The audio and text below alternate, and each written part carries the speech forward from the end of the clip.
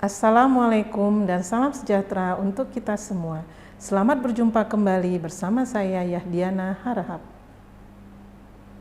Sesi perkuliahan kali ini adalah sesi ke-7 untuk mata kuliah Kimia Organik di Fakultas Farmasi Universitas Indonesia. Untuk sesi perkuliahan kali ini akan dibahas mengenai senyawa hidrokarbon aromatis yaitu benzena. Pada pembahasan kali ini, pembelajaran akan mencakup aromatisitas, tata nama benzena dan derivatnya, sintesis derivat benzena, dan reaksi-reaksinya, terutama substitusi elektrofilik. Diharapkan dengan mempelajari topik ini, mahasiswa akan memahami mengenai struktur, reaksi, dan metode sintesis sederhana senyawa benzena. Hal pertama yang akan kita pelajari di sesi kali ini adalah mengenai struktur dan aromatisitas benzena. Baiklah, kita mulai dengan benzena dan aromatisitas. Seperti terlihat pada layar, benzena rumus molekulnya C6H6 merupakan hidrokarbon tidak jenuh aromatis. Terlihat di sini ikatan rangkap beresonansi, ya, ikatan rangkap dengan tunggal berselang-seling. Kalau kita lihat struktur kekulenya seperti di sini, ya, itu ada hibrida resonansi, jadi elektronnya bisa berputar di dalam cincinnya. Maka terjadilah delokalisasi V, di mana elektron yang akan terbagi merata di dalam cincin tersebut. Persyaratan untuk aromatisitas ada aturan Haeckel 4N plus 2V, yaitu oleh Erik Haeckel, bahwa molekulnya itu harus siklik dan datar.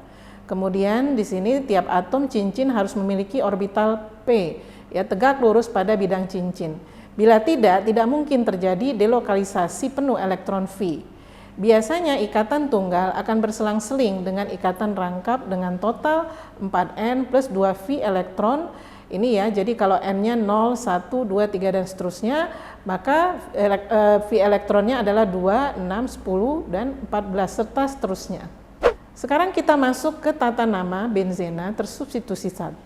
Di sini benzena sebagai induknya. Di sini terlihat, ya, bromobenzena, di sana ada Br sebagai substituen, hanya ada satu di dalam siklik dari benzen, kemudian nitrobenzena, kemudian ada contohnya propilbenzena. Benzena tersubstitusi alkil diberi nama tergantung besarnya gugus alkil. Kalau substituen alkil itu, ya, mempunyai 6 atau lebih sedikit atom C-nya, maka yang menjadi induknya adalah benzen. Maka alkana tersubstitusi pada fenil. Fenil itu adalah C6H5. Kemudian ini adalah contoh-contoh yang lainnya, misalnya toluen, kalau satu H-nya hilang maka dia menjadi benzil. Kemudian ada paratolil dan ortotolil kalau posisinya 1, 2. Kemudian contoh di sini kalau kita melihat struktur yang paling bawah, ya, di mana alkananya lebih besar jumlahnya ada 7, maka yang menjadi induk adalah alkananya. Benzennya menjadi substituen sebagai fenil, maka namanya adalah 2-fenil heptana. Nah, banyak ditemukan, ya, tata nama yang tidak bersistem. Ya, benzena, kemudian kalau benzen dengan CH3, kalau nama Eupek-nya itu metilbenzena, maka nama yang tidak bersistem atau trivial itu toluena. Kemudian ada fenol, fenol itu adalah hidroksibenzena, anilin adalah aminobenzena, kemudian karboksilat dengan benzen adalah asam benzoat, ya. Kemudian yang di bawah ada contoh-contoh lainnya, posisinya 1, 4 itu parasilena, kemudian ada stirena, astanilida, dan benzil alkohol. Itu tadi substituen 1, ya, benzen yang tersubstitusi 1. Sekarang benzen tersubstitusi 2. Ada 3 kemungkinan struktur isomernya. Menggunakan awalan orto kalau posisinya itu substituennya 1 dan 2, satu sama lain. Kalau para 1, 4, kalau meta 1, 3. Bisa terlihat di dalam slide ini, ya. Contohnya adalah kalau di posisi 1, 2 ada Cl, maka orto diklorobenzena, kalau 1, 3 meta diklorobenzena, kemudian 1, 4 adalah para diklorobenzena. Kalau 2 gugus substituen itu berbeda, maka berikan, ya, namanya, ya, sesuai dengan alfabetikal. Misalnya ada Br kemudian ada Cl, maka posisinya 1, 4 namanya adalah para bromo klorobenzena. Kemudian metakloro nitrobenzena dan asam para klorobenzen sulfonat. Contoh untuk yang 2 substituen berbeda. Kalau satu dari 2 gugus dia mempunyai nama spesial, ya maka nama spesial itu sebagai substituen diberi nomor 1. Misalnya benzen dengan CH3 itu namanya toluena, ya benzen dengan OH namanya fenol, benzen dengan karboksilat namanya benzoat, benzen dengan NH2 namanya anilin. Maka seperti contoh di sini di nomor 2 ada NO2, maka namanya adalah ortonitrotoluena. Ya, kemudian ada parabromofenol, asam metanitrobenzoat, dan ordoyodoanilin. Jika terdapat 3 substituen atau lebih, cincin benzena diberi nomor sehingga posisi setiap substituen berada pada nomor-nomor serendah mungkin. Ya, dan substituen diberi nama secara alfabetikal. Misalnya ini ya, jadi kalau kita melihat struktur yang pertama, ya kita mulai dari CH3 yang bawah kemudian naik berlawanan arah jarum jam, ya maka namanya adalah 4-bromo 1,2 dimetil benzena. Kemudian contoh yang kedua, kita mulai nomor 1 dari NO2 yang sebelah kanan yang paling atas, kemudian berjalan mengikuti arah jarum jam, maka namanya adalah 2-kloro 1,4 dinitrobenzena.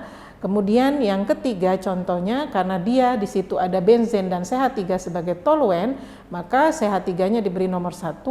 Kemudian nitro di situ ada 3 ya, jadi namanya adalah 2,4,6 trinitrotoluena. Selanjutnya kita beralih ke reaksi benzena. Reaksi benzena itu yang dikenal substitusi elektrofilik. Di sini bisa dilihat ya reaksi substitusi elektrofilik aromatis, di mana benzen itu C6H6 akan digantikan ya oleh hidrogen yang akan digantikan oleh ya kalau misalnya halogenasi akan digantikan oleh X ya, maka terbentuklah senyawa ya benzen halida ya. Kemudian kalau direaksikan dengan HNO3 katalisnya H2SO4, maka terjadilah NO2 menggantikan hidrogen pada benzena, terbentuklah nitrobenzena dan seterusnya ya. Jadi kalau kemudian sulfonasi SO3H menggantikan H, maka terbentuklah senyawa ansam benzen sulfonat.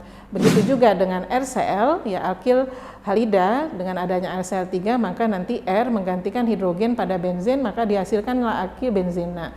Begitu juga nanti yang asilasi Friedel-Crafts, RCO akan menggantikan H pada benzen, maka dihasilkan suatu senyawa keton ya. Nah, kemudian yang substitusi kedua, pada mekanisme substitusi kedua di sini ada pengarah ortopara, nanti juga ada pengarah meta. Nah, di sini substituen pelepas elektron itu cenderung mengaktifkan cincin terhadap elektrofilik, yaitu pengarah-pengarah ortopara. Nah, dari atas ke bawah itu akan menurun aktivasinya. Jadi yang paling kuat aktivasinya adalah NH2, kemudian ada OH, OR, ya NHCOR, C6H5, kemudian ada alkil dan halogen. Nah, sedangkan meta untuk mekanisme substitusi kedua, pengarah meta ini cenderung kepada substituen-substituen penarik elektron, ya. Dia akan mendeaktivasi cincin terhadap substitusi elektrofilik. Contohnya di sini ada nitro, ya. Nah, ini dari atas ke bawah juga deaktivasinya akan bertambah. Ya, di sini ada karbonil ya, kemudian di sini ada senyawa ester, kemudian sulfonat, ada aldehid, ada karboksilat, CN, nitro, dan amin tersier. Kemudian kita melihat ya seberapa pentingnya fungsi pengarah di dalam sintesis. Tadi kan sudah kita harus mengetahui mana pengarah ortopara dan mana pengarah meta. Misalnya ya, kalau kita ingin melakukan brominasi dan nitrasi pada benzena, hasilnya apakah sama kalau kita mulai dari brominasi kemudian nitrasi dan misalnya kita bandingkan dengan nitrasi kemudian brominasi. Kita mulai dari brominasi, benzen direaksikan dengan Br2 dengan adanya FeBr3, maka terbentuk bromo benzena. Kemudian kita nitrasi dengan menambahkan HNO3, katalisnya H2SO4. Ya, maka Br itu tadi adalah pengarah ortopara, maka nanti NO2 nitro itu akan masuk di posisi orto atau para. Jadi hasilnya ada ortobromo nitrobenzena dan parabromo nitrobenzena. Tetapi kalau kita mulai dari nitrasi, ya kita reaksikan dengan HNO3 dengan ada katalis H2SO4, maka dihasilkan nitrobenzena. Ya, kemudian kita brominasi dengan Br2, maka karena dia pengarah meta akan dihasilkan metabromo nitrobenzena. Nah, di sini terlihat bahwa pengarahan pada benzena itu penting. Ya, reaksi apa yang dulu, kemudian yang belakang itu apa, itu akan mempengaruhi nanti produk yang dihasilkan. Itu substituen yang kedua, ya, substitusi yang kedua. Sekarang substitusi yang ketiga. Nah, substitusi yang ketiga ini jika dua substituen mengarahkan satu gugus masuk ke satu posisi seperti pada gambar ya, maka posisi utama itu akan menjadi substitusi ketiga.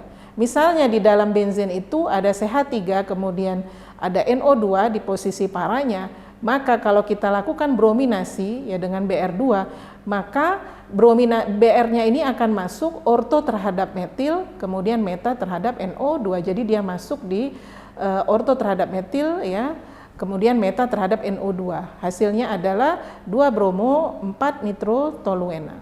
Kemudian jika dua gugus bertentangan dalam efek-efek pengarahannya seperti pada gambar, maka diikuti aktivator yang lebih kuat. Makanya kita harus paham ya aktivator mana yang paling kuat kemudian yang lemah ya, yang kuat itu yang diikuti. Contohnya di sini pada benzen ada OH kemudian ada Cl, dua-duanya adalah pengarah ortopara tetapi OH lebih kuat daripada Cl, maka nanti kalau misalnya direaksikan dengan Cl2 maka Cl itu akan masuk orto terhadap OH ya, bukan mengikuti yang Cl. Jadi dia karena OH lebih kuat dia akan mengikuti ya pengarah ortopara yang lebih kuat, maka akan dihasilkan 2,4 diklorofenol. Nah, jika dua gugus pada cincin berposisi meta satu sama lain seperti pada gambar, maka dia tidak menjalani substitusi di tengah ya, karena ada efek sterik ya, meskipun mungkin bisa teraktifkan, maka dia akan masuk di posisi yang di luarnya. Ya, jadi kalau misalnya direaksikan dengan Cl2, maka Cl itu akan masuk orto terhadap OCH3, kemudian para terhadap Cl atau orto terhadap Cl, para terhadap Cl juga ya. Jadi nanti dihasilkan seperti ini ya, kalau ini terlihat dia orto terhadap Cl, maka 3,4 dikloroanisol atau 3,4 diklorometoksibenzena. Kemudian yang satu lagi orto terhadap si OCH3 ya, para terhadap Cl ya, maka dihasilkan 2,5 dikloroanisol ya, atau 2,5 diklorometoksi 1-metoksibenzena. Demikianlah materi perkuliahan di sesi ke-7 ini. Diharapkan mahasiswa mampu mengenali senyawa benzena dan dapat menuliskan struktur serta nama senyawa tersebut. Selain itu, mahasiswa juga diharapkan dapat menuliskan skema sintesis sederhana untuk senyawa benzena dan reaksi-reaksinya. Terima kasih atas perhatian selama perkuliahan sesi 7 ini. Dengan demikian berakhirlah sesi pembelajaran kimia organik untuk tengah semester ini. Salam sejahtera untuk kita semua.